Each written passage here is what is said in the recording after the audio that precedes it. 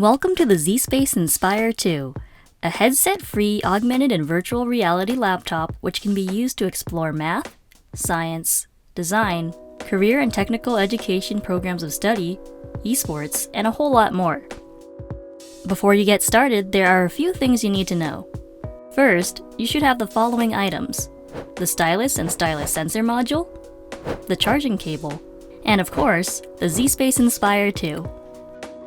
Unfold the stylus sensor module, then hold down the button to adjust the height of the USB. Plug it into the left-hand side of the laptop.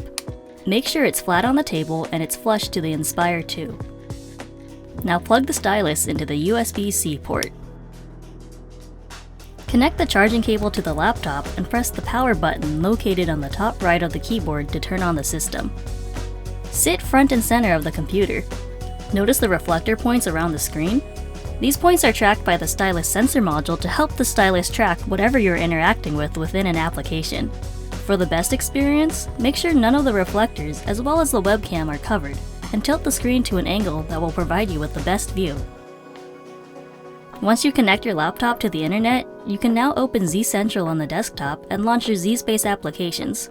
Just find the activity, experience, or application you'd like to use, and click Launch. Now pick up and hold the zSpace stylus like how you would hold a pen. You will mostly use the center front button to interact with and pull objects out of the screen. The left and right stylus buttons will perform different functions in different applications, like dissecting, magnification, and more, so be sure to try them out. And now you're ready to use zSpace. Have fun exploring!